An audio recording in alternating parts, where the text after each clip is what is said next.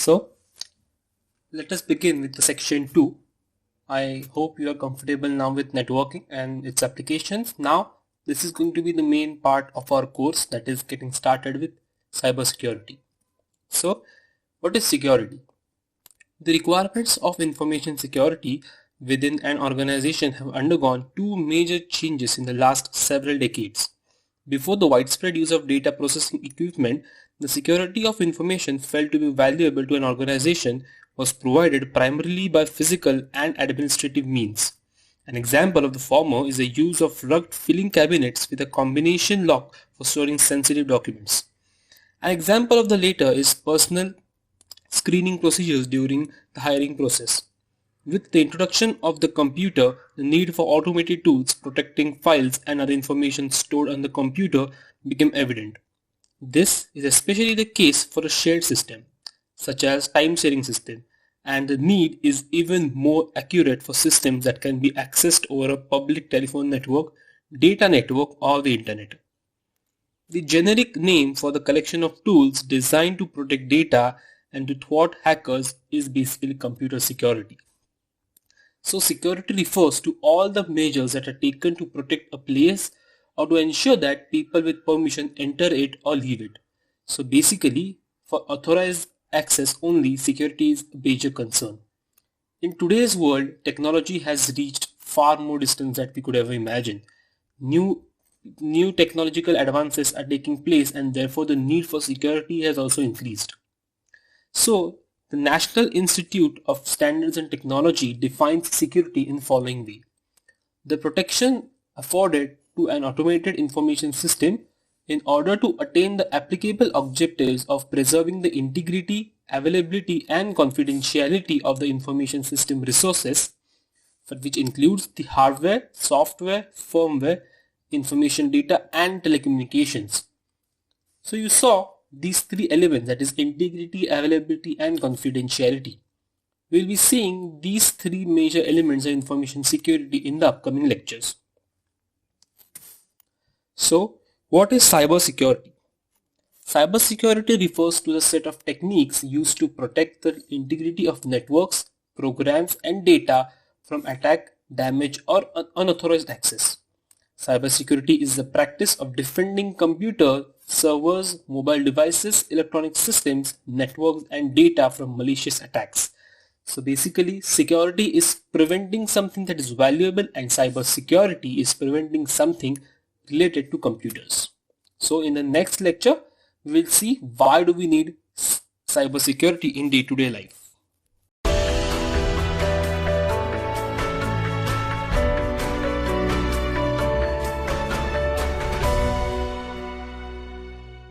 Let's continue with getting started with cybersecurity. In this lecture, you will learn to describe what is cybersecurity. Then we will see the standard definition of cybersecurity, and finally some eye-opening facts related to security and attacks. So, what is cybersecurity? In the last lecture, we saw the definition of security. According to Kaspersky cybersecurity, it is the practice of defending computers, servers, mobile devices, electronic systems, and networks from malicious attacks. With the introduction of the computer, the need for automated tools for protecting files and other information stored on the computer became evident. This is especially the case for a shared system such as time-sharing system, and the need is even more acute for systems that can be accessed over a public telephone network. Cybersecurity refers to a set of techniques used to protect the integrity of networks, programs, and data from attacks, damage, or unauthorized access. These are the standard definitions. According to NIST, that is National Institute of Standards and Technology, United States, they define cybersecurity as the protection of information systems from unauthorized access, use, disclosure, disruption, modification, or destruction in order to provide confidentiality, integrity, and availability. Confidentiality, integrity, and availability are the three terms of the information security element. We will explore these terms in upcoming lectures. According to the government of the United Kingdom, cybersecurity is the application of technologies, processes, and controls to protect systems, networks, programs, and data from cyber attacks. If you observe closely to these definitions, you may find out one common thing, that is protection of something from something using computer technology, and that is nothing but cybersecurity. Here are some things that you should really understand before actually learning concepts. 68% of the business leaders feel their cybersecurity risks are increasing. Worldwide spending on cybersecurity is forecasted to reach $133.7 billion. As we have seen in the last lecture about the disk-based data breaches, we can see that nearly 7.9 records were exposed. The top malicious email attachments are .doc and .dot, so which means that even if you have received an email which consists a .doc file, it may be a virus. So you have to actually have the knowledge before downloading a thing from any random resource. This is more terrifying. Hackers attack every 39 seconds, which means between our lecture they must have attacked 5 times, which is equivalent to average 2000 times a day. 64% of Americans have never checked to see if they're affected by data breach. And this is why people need to understand cybersecurity. In 2018, Under Armour reported that its MyFitnessPal was hacked, affecting 150 million users. Now if a fitness app is hacked, they get to know everything about their diseases, and they can, diseases, then if they have any dietary restrictions, the accounts, the names, passwords, everything. And this can be devastating. So, in this lecture, we saw what is the definition of cybersecurity. We also saw the standard definition of security, and at the end we saw some interesting facts, and I hope these facts have opened an eye and it's a time to start learning about security. In the next lecture, we will see when was the first cyber attack carried out in this world. So let us see the history and applications of cybersecurity.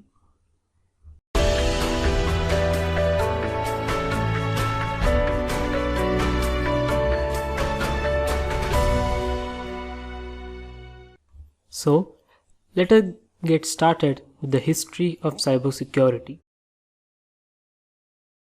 In this lecture, we will learn how cybersecurity evolved, when was the first cyber threat that occurred, and obviously the evolution of cybersecurity.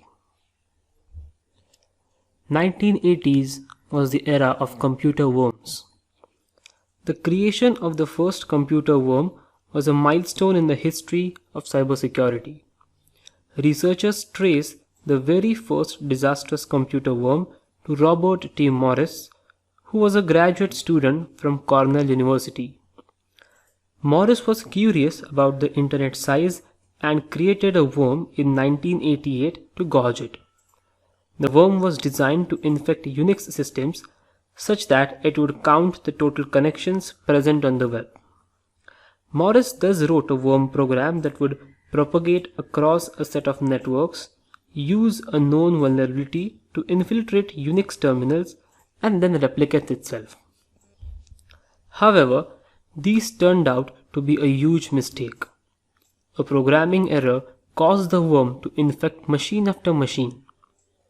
As a result, networks clogged, causing the connection systems to crash. The worm replicated aggressively to a point where the internet slowed down to a crawl, leaving untold damage in its wake. This worm is the first to have received full media coverage and was among the very first programs to return to exploit system vulnerabilities. The worm's effect lasted beyond the crashed internet and connected systems. For one, Morris became the first person to be charged successfully under the Computer Fraud and Abuse Act. He was fined $10,000 and then sentenced to probation of 3 years and dismissed from Cornell, although he went on to become an MIT tenure professor. This act further led to the development of Computer Emergency Response Team, that is CERT. The Morris worm triggered the start of an entirely new field in computer security. It led to more people researching on how they can create deadlier and more effective worms and viruses. 1990s was the era of viruses. As previously mentioned, the Morris worm paved the way for newer types of malicious programs. Viruses were more aggressive programs that came into light in the 1990s. Viruses such as I Love You and Melissa infected tens of millions of computers, causing a worldwide failure of email systems.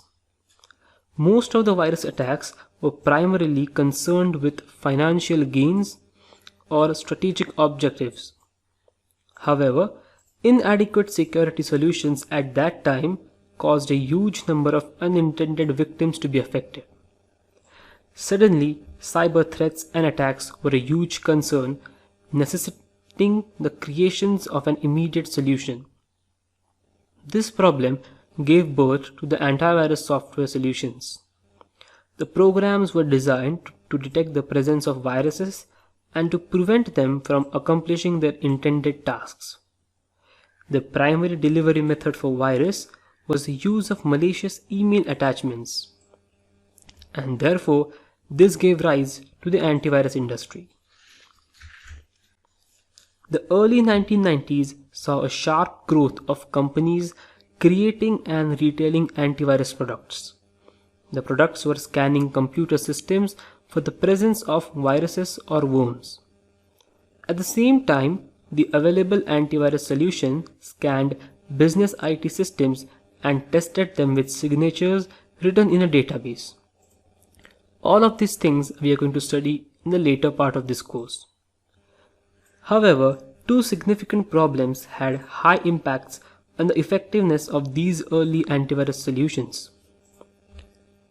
The issues persist today in some of the current cybersecurity solutions.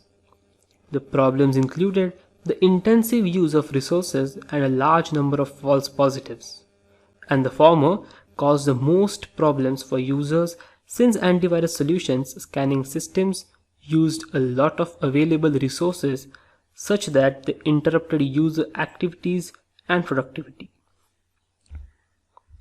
The endpoint protection platforms slowly proved to be a better security solutions for countering an increasing rate of virus attacks. Customers realized that it was possible to detect and stop unknown malwares since only a signature of other existing malwares was required. Then come the first hacker group. What is a hacker group? It consists of individuals with exceptional hacking skills, but they use it for unauthorized access and illegal activities. Main purpose of such hacker group is the financial gain and the money behind it.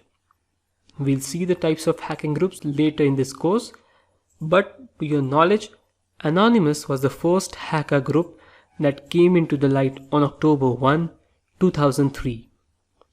It first made news when it hacked a website belonging to the Church of Scientology through DDoS attack. And this is where hacking organizations started. So, we saw the history of cybersecurity. We saw how the first worm started affecting the world and which led to the development of many cybersecurity hacking organizations. In the next lecture, we will see the scope and career of cybersecurity. The next lecture is very important for you if you really want to create a nice and decent career in cybersecurity.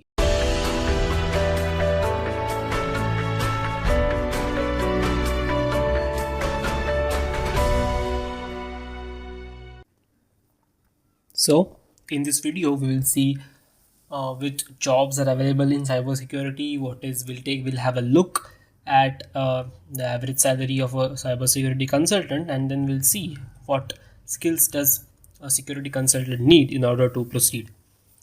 So you can see these are the jobs in cybersecurity: the systems administrator, network engineer, security auditor, systems engineer. Now we are going to look at each and every job in detail in the next module, but let me give an overview of what these positions are usually doing in the industry. So systems administrator is a person who looks after system modules, protects the security, adjustments, and configures systems which are present in the company. Network engineer is a one who has excellent background of networking, computer networks. Is sound with all protocols, all what are the all addressing techniques that we have seen, and he knows how to set up a network. Security auditor is a person who usually conducts audits for an organization. We'll see in detail what are the types of audits, how an audit gets performed. Now in this all security jobs, the third last one, that is the penetration tester. Now he is a guy actually who has a lot of work to do.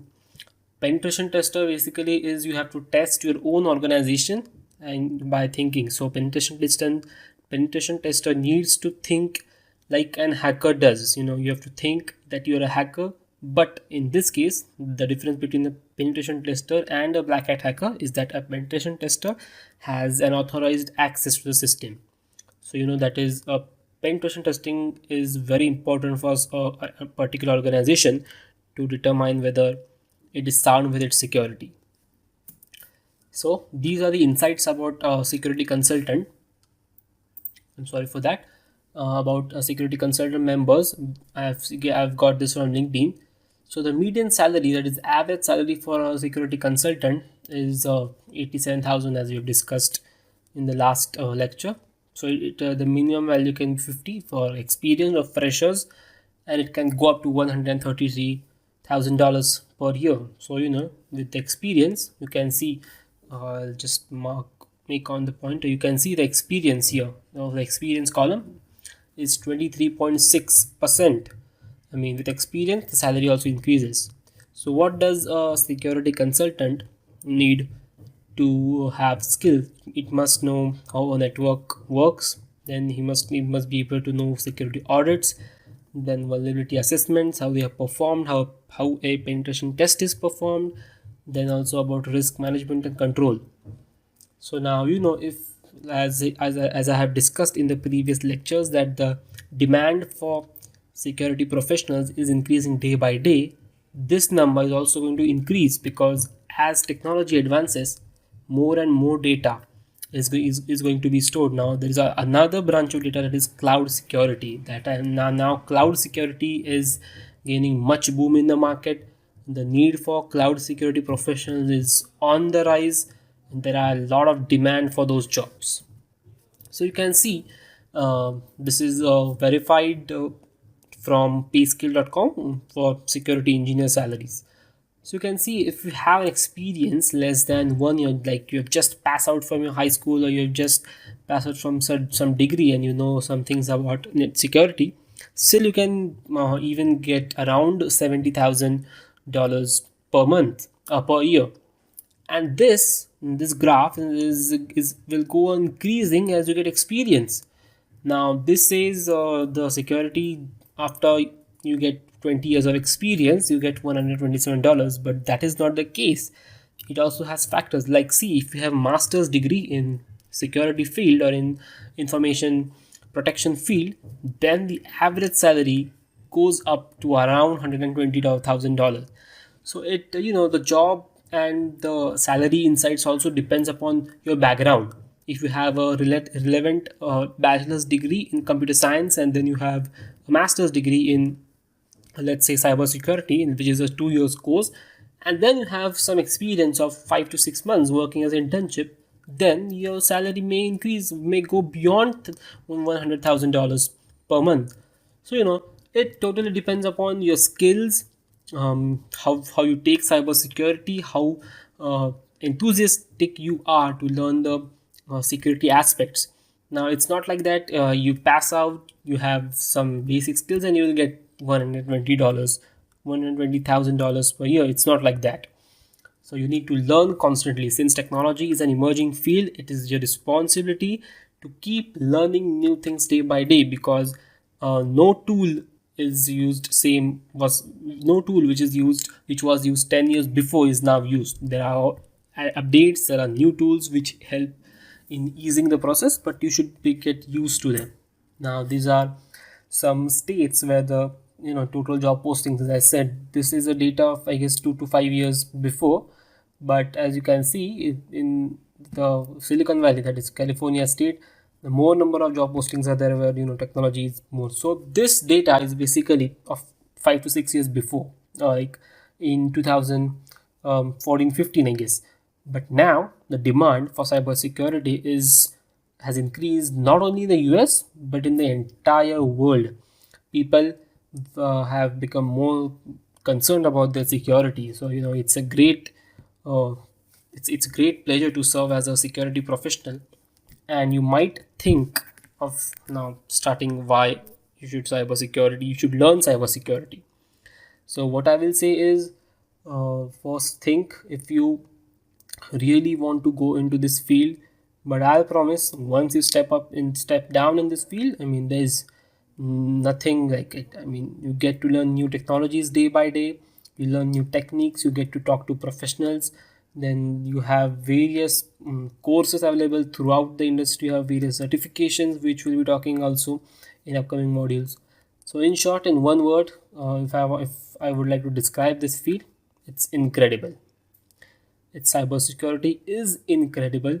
You have to consider all the aspects, the salary inside, the demand for jobs, then the respect you get, or the job satisfaction is one of the most important part in any field. I mean, you not only cybersecurity, but if you're doing any job, you need to get satisfied. Like, if there is no satisfaction, then maybe you are in the wrong place. You should think over and over again. So what I'll suggest is, read more forums, blogs and posts about cybersecurity. Then start learning networking into more detail. I hope our networking module has helped you, and in the next module we'll get a clear picture of security elements. So wish you all the best till now, and let us meet in the next module.